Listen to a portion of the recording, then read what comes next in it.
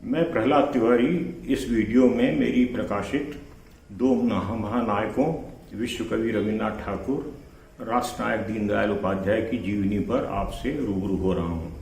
अधिक जानकारी के लिए डिस्क्रिप्शन में दी गई ईमेल आईडी और व्हाट्सएप पर क्लिक करें। आप सबका स्वागत है। इसके भाग 1 में विश्व कवि रविन्द्रनाथ ठाकुर के बारे में आपसे चर्चा कर रहा हूं। मिट्टी के दीपक युग में पैदा हुए और 8 दशकों की जीवन यात्रा के उपरांत आणविक युग में अंतिम सांस लेने वाले महान साहित्यकार का लेखन विस्तृत है। इस दौरान उनके 50 नाटक, 40 कहानी संग्रह और उपन्यास, 2000 कविताएं, 1400 गीत और लगभग 15 पुस्तकें साहित्य, राजनीति और धर्म से संबंधित प्रकाशित हुईं। इनमें कुछ अनुपलब्ध कृतियां सम्मिलित नहीं हैं। लगभग 50 पुस्तकें अंग्रेजी में अनुदित हुईं तथा बड़ी संख्या में Belgium, Romanian, French, Italian, German, Iranian और अन्य भाषाओं में अनुदित हुई हैं। इस कृति में इतने व्यापक फलक को समेटना असंभव प्रयास ही माना जा सकता है। अतः प्रमुख कृतियों को आधार बनाया गया है। रविन्द्रनाथ ठाकुर मूलतः कवि हैं और उनके कविता के संस्कार अन्य विधाओं में दिखाई देते हैं। नाटक को लयात्मकता प्रदान करना उन जैसे व्यक्तित्व के लिए ही संभव था। अनेक विविध का जैसे दार्शनिक, मानव प्रेमी, रहस्यवादी, विचारक, साहित्यकार का एक ही व्यक्ति में होना चौंकाता है। वे कवि, कथाकार यानी कहानी और उपन्यास, नाटककार, व्याख्याता, उपदेशक, चित्रकर्मी, जमींदार, शिक्षक, दार्शनिक, कलाधर्मी, संगीतकार, यायावर, मसीहा थे। उन्होंने अनेक देशों का भ्रमण किया, चाहे वो साम्यवादी हों या फांसीवादी, समाजवाद या साम्राज्यवादी ही क्यों न हो। जब वे स्वर्ग की बात करते हैं तो उनका आशय विश्व समुदाय से है। वे चाहते थे कि पूर्व और पश्चिम समानता के आधार पर विनिमय करें, संवाद करें। उन्होंने अनेक विधाओं में लिखा, लेकिन स्वयं को कवि ही मानते थे। उनके नाटकों का सफल मंचन भी हुआ। उन्होंने मंचन में पात्र के रूप में भी अभिनय किया। साहित्यकार के साथ संस्कृति कर्मी, शलाका पुरुष रविन्द्रनाथ ठाकुर ने 2 देशों के राष्ट्रगान लिखे। भारत के लिए जनगण मन अधिनायक जय है और बांग्लादेश के लिए अमर सोनार बांग्ला। गीतांजलि कविता संग्रह पर उन्हें नोबेल पुरस्कार प्राप्त हुआ।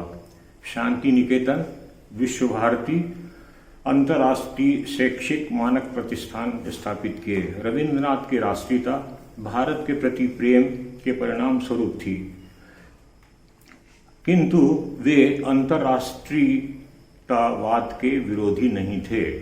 उन लोगों के विरोधी थे जो पाश्चात्य सभ्यता को सर्वश्रेष्ठ मानकर भारत की अवहेलना करते थे। उन्होंने परम सत्ता को व्यक्ति माना, साथ ही परम को सच्चिदानंद का त्रित्व प्रदान किया।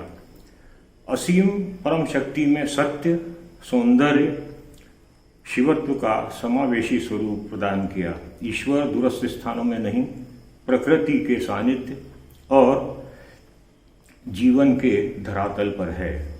रविन्द्रनाथ शुद्धिवाद, प्यूरिटिजनिज्म और संन्यस्त जीवन का विरोध करते हैं। वे हिंदुओं के पराजयवाद, शांतिवाद और अविश्ववाद के विरुद्ध संघर्ष करते हैं। ब्रिटिश सरकार ने उन्हें नाइटहुड की उपाधि से सम्मानित किया, किंतु ब्रिटिश सरकार की दमनकारी नीतियों के विरोध स्वरूप वह सम्मान उन्होंने लौटा दिया। कालक्रमिक लेखन के अनुसार सांध्य संगीत, वोड ठाकुरा नीर हाट उपन्यास, प्रतिशोध गद्य नाटक, नलिनी नाटक, राजर्षि नावेल, भानु सिंह ठाकुरेर पदावली गीतिकाव्य, आजीवना निबंध, रोबी छाया निबंध, चिट्ठी पत्री निबंध, कड़ी ओ कोमल कविता, मायार खेला पोएटिक नॉवेल, राजा और रानी कविता संग्रह, विसर्जन कविता, चित्रांगदा कविता, गानेर कहानी, पंचतंत्रीय डायरी लेख, सोनार तरी कविता, छोटा गल्प कहानी, पंचतत्वीय डायरी,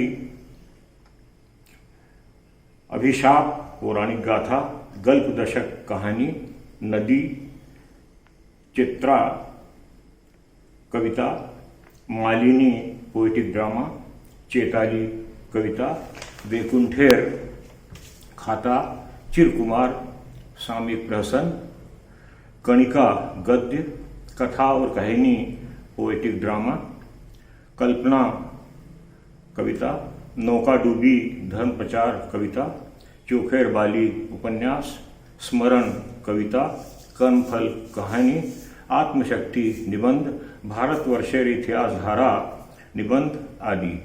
सूची इतनी व्यापक है कि उसे समेटना यहाँ संभव नहीं है। यहाँ वीडियो का प्रथम भाग समाप्त हुआ।